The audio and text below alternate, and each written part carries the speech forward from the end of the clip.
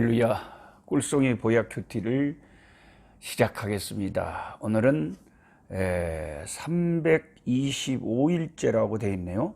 325일째 빌립보서 말씀 1장에서 빌립보서는 4장까지 되어 있죠. 바울이 제2차 선교 여행 때 세워진 이 빌립보 교회는 바울에게는 큰 기쁨이 되었습니다. 바울이 로마 감옥에 있다는 소식을 들은 빌립보 교인들은 특별히 이제 사도 바울을 위해서 우리가 헌금하자. 그래갖고 사랑의 헌금을 해가지고 바울에게 보냈습니다. 그래, 바울은 그 빌립보 교인들이 그렇게 안 해도 너무 빌립보 교인들을 기뻐하고 사랑하고 주 안에서 그렇게 사모하고 있었는데, 그게 또 격려하기 위해서 헌금을 모아주고 하니까 그 물질을 받아서 기쁜 것이 아니라 너무 그 마음이나 이렇게 사랑하는 그런 것이 고마워서 바울은 빌립보 서신을 쓰면서 옥중에서 특별한 감사를 그 교회에 전하고 있습니다. 우리가 고린도 전후서를 읽을 때 그 감지했던 그 기류들, 그들에게 했던 문제가 많고 책망하고 바울이 눈물로써 그들을 책망하던 그런 모습들은 빌립보서에서는 없습니다. 빌립보서에는 너무 그저 사랑하는 그 형제, 믿음 안의 자매들에게 너무 감사하고 기뻐하는 그런 밝은 분위기가 빌립보서입니다. 바울이 옥중에서도 얼마나 이들을 생각하며 마음이 기뻤으면 이렇게 밝은 아주 밝은 기류의 분위기에 이 빌립보서를 기록을 했을까 그런 생각을 합니다. 바울이 이 빌립보서 1장에 이런 말을 합니다. 아주 그 유명한 말씀인데요. 1장 20절에 이건 뭐 다 주님 사랑하는 사람들은 다 암송하는 말씀인데, 나의 간절한 기대와 소망을 따라 아무 일에든지 부끄러워하지 아니하고 지금도 전과 같이 온전히 담대하여 살든지 죽든지 내 몸에서 그리스도가 존귀하게 되게 하려 함이니 이는 내게 사는 것이 그리스도니 죽는 것도 유익함이라. 거의 생사를 초월하고 사도 바울은 죽으면 죽은 대로 하나님을 위한 죽음이고 살면 산 대로 그리스도를 위한 삶이니 사나 죽으나 내가 주의 것이로다. 바울의 간절한 소망과 기대는 무엇일까요? 제가 이렇게 성경 퀴즈를 내면 어떻게 주관식으로 답하시겠습니까? 빌립보서 1장 20절에 바울의 가장 원했던 그 간절한 기대와 소망, 바울이 가장 원하던 것은 무엇이었습니까?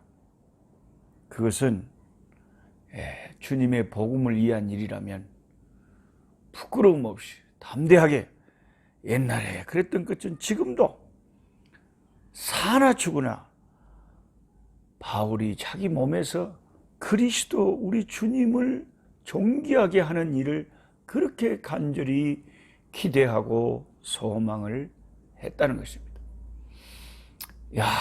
이런 말씀을 읽으면 우리가 얼마나 도전이 되고 또 이렇게까지 성령에 붙잡혀서 오직 주님만 생각하고 그 평생을 결혼도 하지 않고 완전히 주님의 복음의 재단의 전제와 같이 완전히 자기 인생을 쏟아붓고 간 하나님의 종이 있었구나.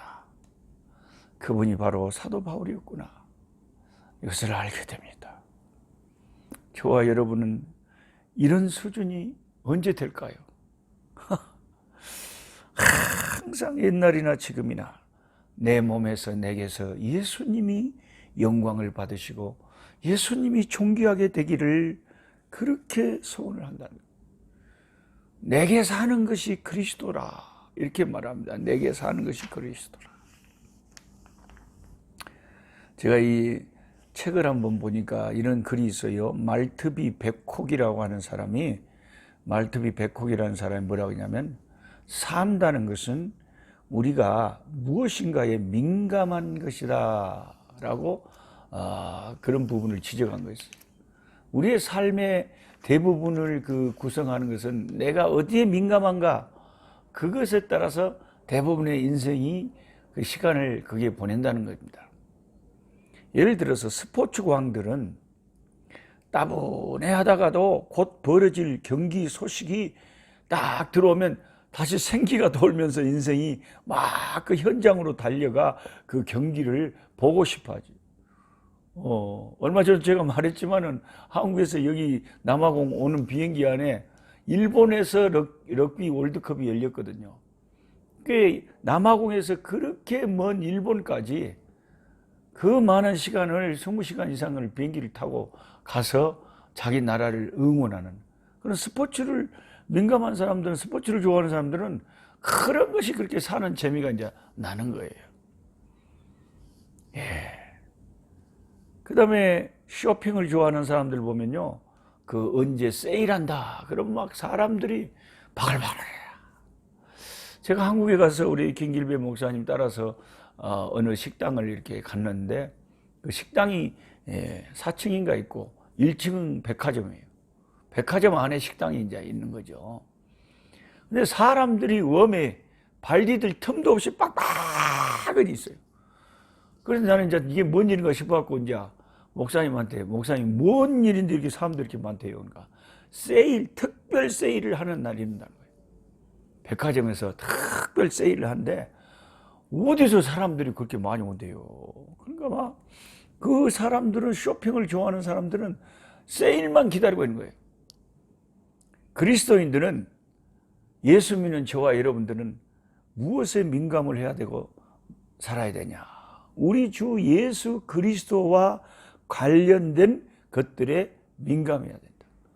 예수님의 몸된 교회 일에 민감해야 되고, 복음 전하는 일에 민감해야 되고, 기도하는 일, 하나님 말씀을 가까이 하는 일. 우리 주 예수님에게 민감한 것은 주님과 관련된 이런 영적인 일에 민감하게 됩니다. 한 사람이 또 회개하고 주께로 돌아왔다. 그럼 또 얼마나 우리가 기쁘고 좋은지, 얼마나 기쁘고 좋은지. 우리가 사는 것이 그리스도, 우리의 삶을 다 주님과 함께 우리는 사는 거고, 예수님을 내 인생에서 빼버리면은 그야말로 완전히 핵심이 없어진 시체와 같은 내 인생이 되버린, 의미가 없어져. 예수님과 함께 살고, 죽어도 주를 위해서 죽고 살아도 주를 위해서 사는 저와 여러분이 인 줄 믿습니다. 그러면서 우리는 이제 복음에 합당하게 살아라. 1장 27절에. 복음에 합당하게 산다는 것은 뭘까요? 복음에 합당하게 살아라. 그것은 복음에 합당하게 산다는 것은 그리스도의 복음에 요구하는 그 거듭난 자의 그 삶의 지침이 있거든요. 하나님을 섬기는 사람답게 예수님을 닮아서 예수 향기 내면서 살아야 되는데, 오늘날 한국에서도 얼마나 많은 불신자들이 교회를 욕을 하고 그렇게 혀를 차고 그럽니까? 우리가 정말 이게 맛을 잃어버린 소금, 빛을 잃어버린 등불이 돼서 통제라. 이 교회가 사회를 리드하는 것이 아니라 사회가 교회를 염려할 정도의 지경에까지 이른 것이 우리의 이게 참 아픔입니다. 우리 생각이 있는 저희들은 주여 우리를 불쌍히 여겨주셨어요. 복음에 합당한 삶을 살아내는 교회와 믿는 우리가 되게 해 주옵소서. 그 다음에 빌립보서 2장에 가면은, 그러므로 그리스도 안에 있는 모든 이제 자들은 예수님의 성육신, 인카네이션, 하늘에서 이 땅에 인간의 몸을 입고 오신 주님의 낮아지심을 본받아 그 겸손한 믿음을 우리가 생활을 해야 된다는 거죠. 그래서 어떤 그리스도인이 그런 말을 하더라고요. 자기는 정말로 놀라운 사실이 기독교에서 어떻게 하나님이 인간이 되셨냐 이거예요. 그것도 아기가 돼갖고, 아기가 돼가지고 여자의 그 배 속에 들어가서 거기서부터 형성되기 시작해서 점점 자라서 그렇게 하나님의 일을 어떻게 하나님은 서두르지도 않고, 우리 같으면 엄마 뱃속에서부터 시작할 수 있을까요? 하나님은 그렇게 하셨습니다. 그러면 그 얼마나 위험한 상황들이 많이 펼쳐집니까? 낳자마자 무슨 나을 곳도 병원도 아니고 그냥 위생도 안 좋은 그 짐승이 거하는 마국간에서 태어나죠. 그 헤롯 왕은 살기가 등등해서 아기를 찾고 죽이려고 그러고, 그 아기를 안고 그 머나먼 애국까지, 그때 뭐 비행기가 있었겠습니까? 뭐 차가 있었겠습니까? 그래 막 도망가고, 그런 위험한 일들을 다 젖먹는 아기부터 시작해가지고 다 자라셔서 하나님의 때를 따라서 하나님이 그 복음을, 천국 가는 길을 우리 주님이 십자가와 부활과 가르침으로 다 이루신 것을 생각합니다. 그렇게 천천히 하셔도, 아기부터 시작해도, 핏덩이부터 시작해도 하나님은 하실 일을 다 이루시는 걸 볼 때, 우리가 너무 모든 일에 주님 일을 하는데 조급할 필요도 없고, 겸손히 주님 가신 길을 따라가야 되겠다. 근본 하나님의 본체시나 하나님과 동등됨을 취할 것으로 여기지 아니하시고 자기를 비어 종의 형체를 가지사 사람들과 같이 되셨고 사람의 모양으로 나타나사 자기를 낮추시고 죽기까지 하나님께 복종하셨으니 곧 십자가에 죽으심이라. 우리 주님은 우리에게 어떻게 하나님을 섬기는지를, 어떻게 겸손하게 내 자신을 하나님께 바쳐서 섬겨야 되는지를, 나를 어떻게 낮춰야 되는지를 본을 보여주셨습니다. 그래서 기독교의 가장 중요한 덕이 뭐냐? 예수님을 본받아서 예수님을 닮은 건데, 그게 자기를 낮추는 겸손이라는 겁니다. 자기를 낮추는 겸손. 주여 우리에게 겸손을 주시옵소서. 그렇게 주님이 낮아져 버리시니까 하나님이 가만 놔두시겠어요? 그 내려가신 주님을 하나님은 높이 올리시고 내려간 것보다 다 높이 보좌 위에 앉히시고 온 세상 만물을 다스리는 왕으로 하나님이 주님을 세우셨다는 것입니다. 저와 여러분은 이 기독교인으로 살면서, 가정에서, 또 직장에서, 우리의 삶의 영역에서 얼마나 오늘 또 내가 내 자신을 낮추고 겸손하신 예수님의 그 겸손의 향기가 사람들에게 드러날 수 있는가, 이것을 참 의식하고 오늘 살아야 됩니다. 그 다음에 빌립보서 3장에 가보면은, 빌립보서 3장에는 그 사도 바울이 자기도 육신적으로는 자기가 말을 안 해서 그렇지 다른 사람하고 비교하면 나도 자랑할 게 많다는 거예요. 그런데 내 자랑을 안 하고 오직 십자가, 오직 예수님만 자랑한다는 거죠.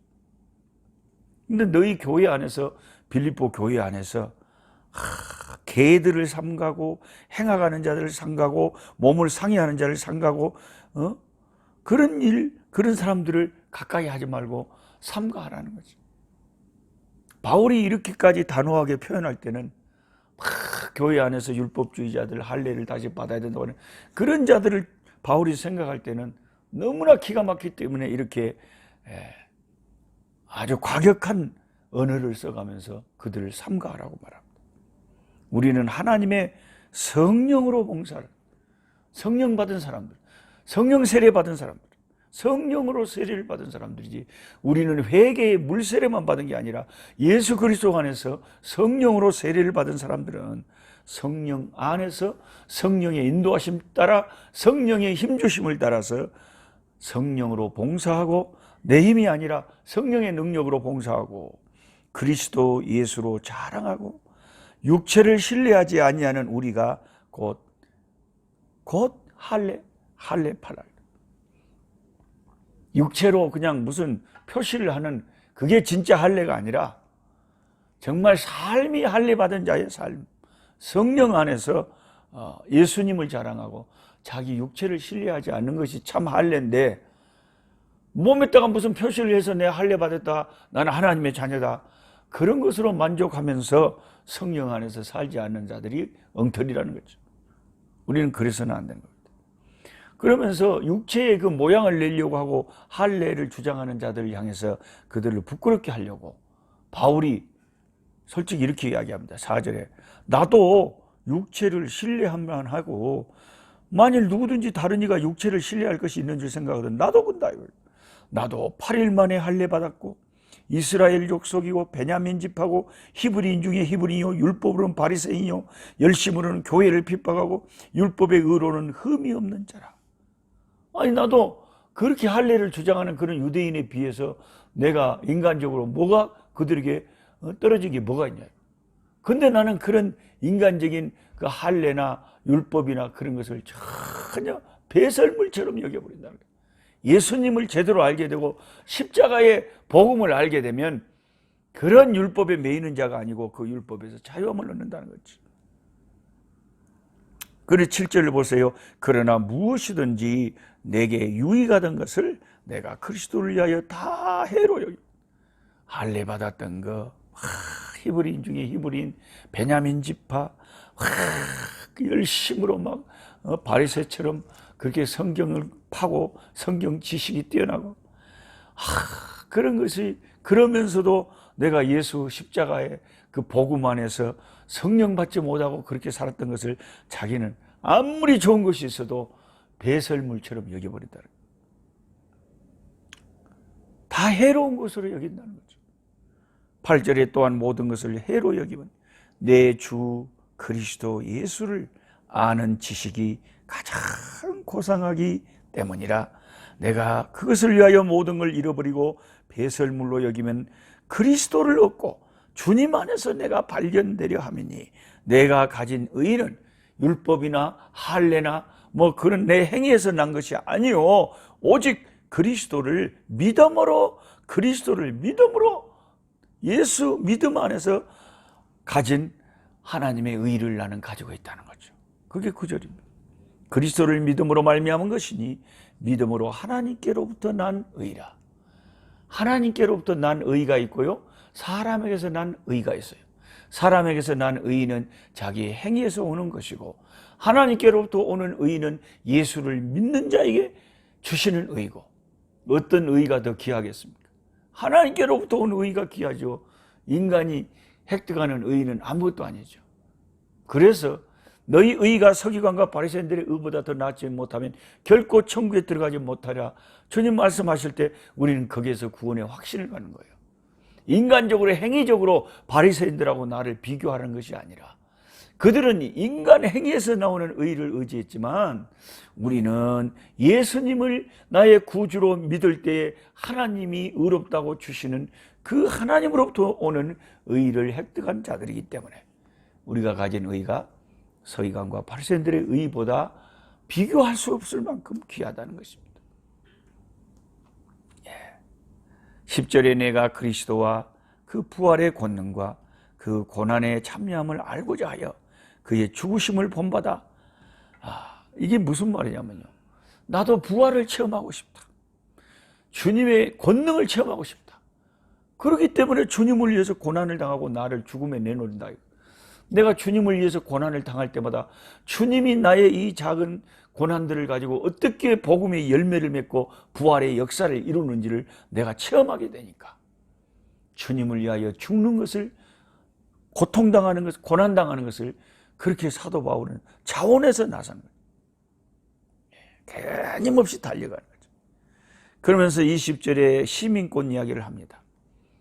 우리의 시민권, 내가 가진 시민권, 로마 시민권, 뭐 이스라엘 시민권 이게 중요한 것이 아니라 우리는 천국의 시민권자들이다. 야, 뭐 지금 세상에 살 때는 뭐 미국 시민권이 있으면 짱짱하잖아요. 우리 한국은 뭐 노인이 되면은 뭐 한 달에 요즘 나라에서 노인들에게 한 30만 원 정도 준다고 합니다. 근데 미국에 가보니까요, 미국 시민들은 미국이 워낙 부강한 나라라. 아이고, 미국에서 노인이 되면 미국 시민들한테는요, 30만 원이 뭐요? 한 120만 원, 뭐 100 몇십만 원, 150만 원 막 그렇게 준대요. 그러니까 노인들이 또 한국에서 미국 이민 가서 미국 시민권을 가지고 사는 분들, 미국에서 노인 되신 분들은 그렇게 미국에 고마워하죠. 왜냐하면 자기들을 그렇게까지 돌봐주니까.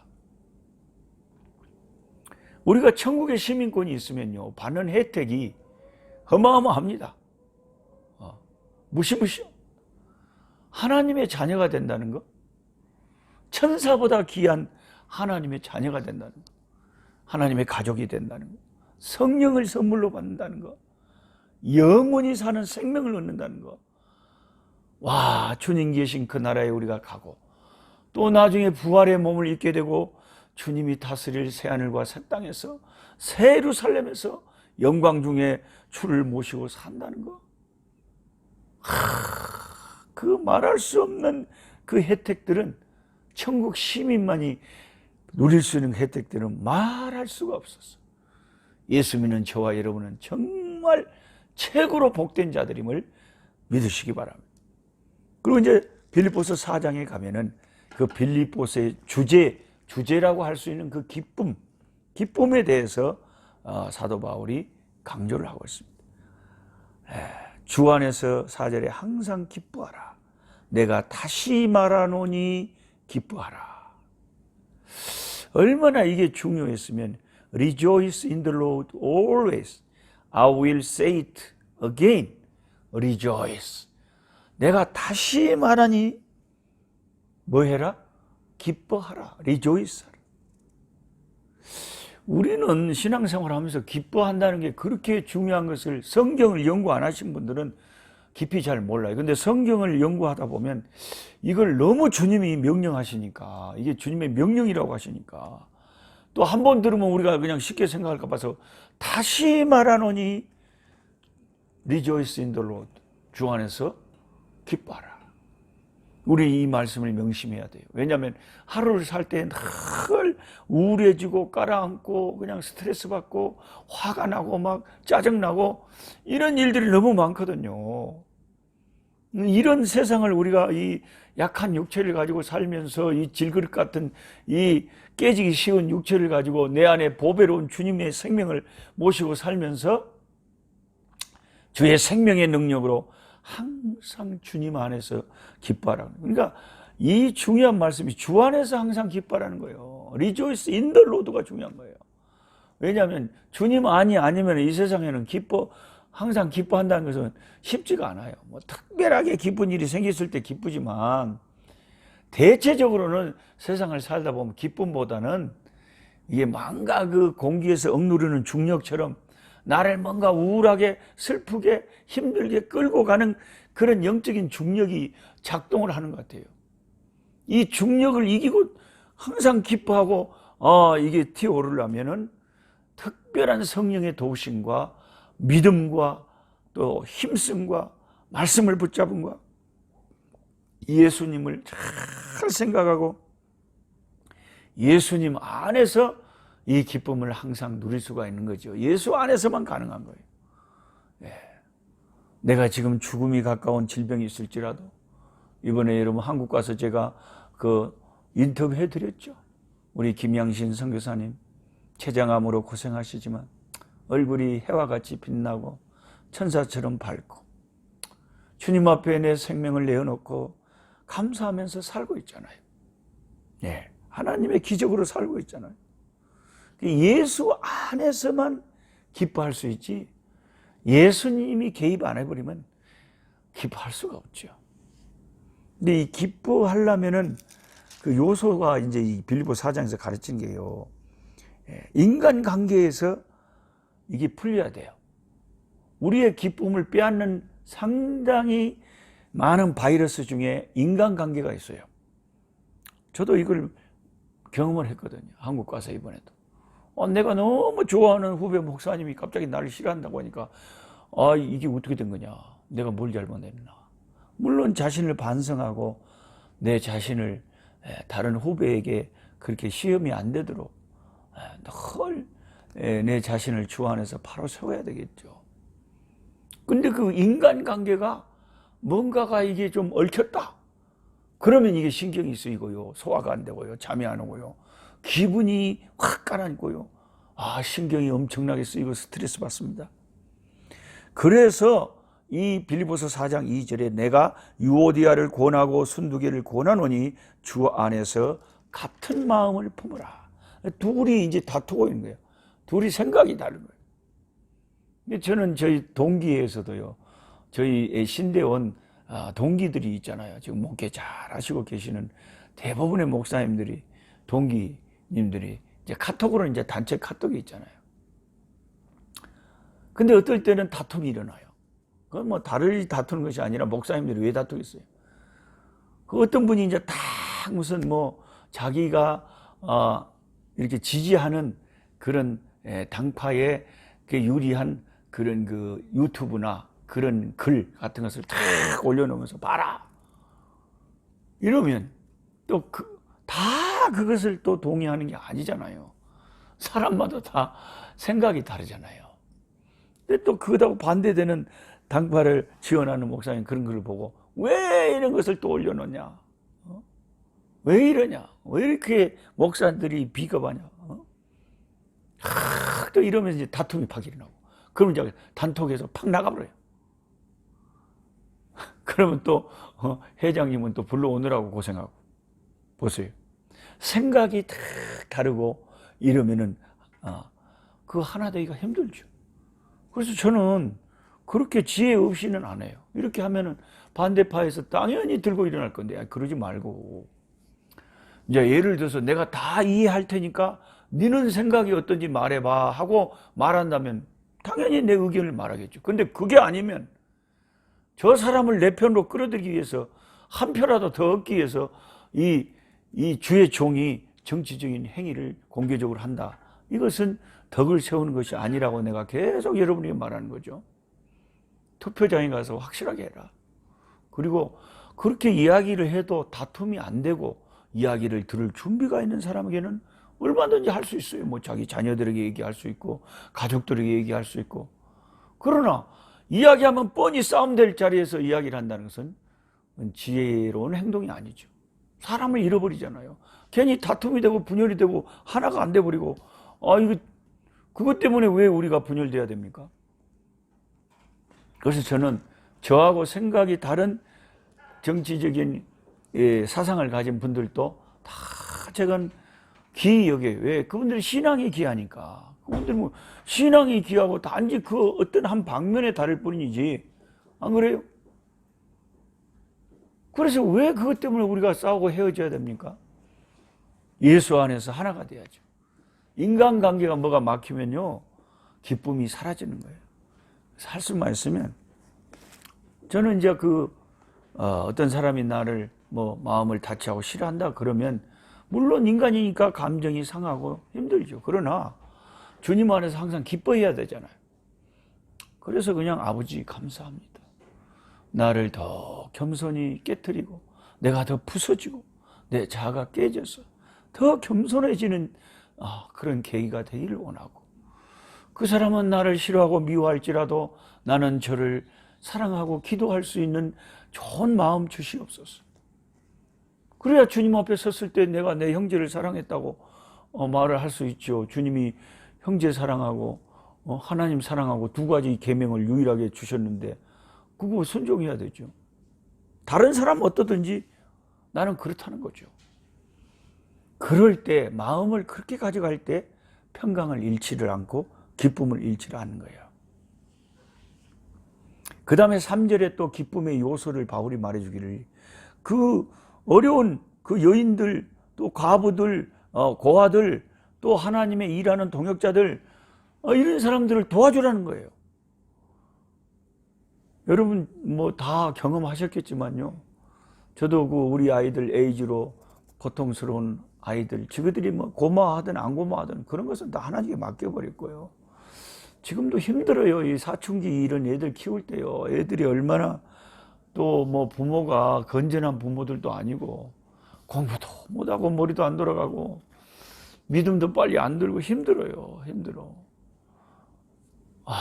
성경 공부하자 하면 고집 피우고 피덩이 때부터 키워도 어렸을 때는 그게 되는데 사람이 사춘기에 들어가고 그러면 반항기에 들어가고 여러분들 자식들 키워봐서 아시는 분은 아실 거예요. 절대 쉽지가 않습니다.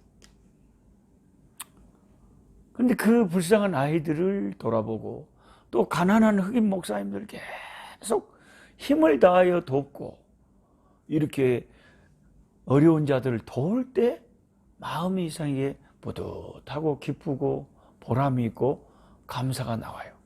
그러니까 확실히 기쁨은 남을 도와주고 선을 행하고 그럴 때 기쁜 거지. 내가 이기적이고 내 것을 막 내 것만 내가 막 챙기고 그럴 때 기쁨이 생기는 게 아니에요. 도와주라는 거죠. 그리고 5절에 관용을 사람들이 모두 저 사람 참 어떻게 저렇게 관용을 저렇게 하고 오래 참을까. 관용을 해라. 급히 화를 내버린 사람이 있어요. 순간 그냥 확 끌어오르는 사람이 있어요. 그 무슨 항상 기뻐할 수가 있겠습니까? 성질을 내버린데. 불가능하죠. 그러니까 항상 관용할 수 있는 마음. 이게 하나님 앞에서 우리가 기쁨을 항상 유지하려면 가져야 되는 것이라는. 그리고 6절에 아무것도 염려하지 말고 모든 일에 기도와 간구로 너희 구할 것을 감사함으로 하나님께 아뢰라. 이게 중요한 거예요. 그래서 우리가 늘 기쁨과 감사를 유지하려면 늘 기도해야 되는데 그 기도를 할 때 일단 감사로 시작을 해요. 감사해라는 거예요. 힘든 일이 있어도 하나님 힘든 일이 있지만 감사합니다. 왜? 주님이 돌봐주실 줄 믿습니다. 믿음으로 감사라는 거예요. 주님의 주권을 믿고 감사라는 거죠. 기도할 수 있음에 감사라는 거죠. 그래서 일체 사도 바울처럼 자기 자신을 어느 상황에서도 자족하여 만족하는 그런 낮은 마음을 가져라. 아이고 저 만족해요. 제 아내에게 만족하고 제 자녀들에게 만족하고 하나님이 내게 주신 환경에 만족하고 내 직업에 만족하고 자족하는 비결을 배우라는 거죠. 그리스도 안에서 모든 것을 할 수 있고 모든 것이 만족하다고 하는 그 고백을 바울처럼 하라고 합니다. 그럴 때 우리의 인생에 오늘 우리의 삶 속에 기쁨이 메마르지 않을 줄 믿습니다. 내일 골로새서의 말씀 가지고 또 뵙겠습니다. 약한 자 힘겨쓰고 강한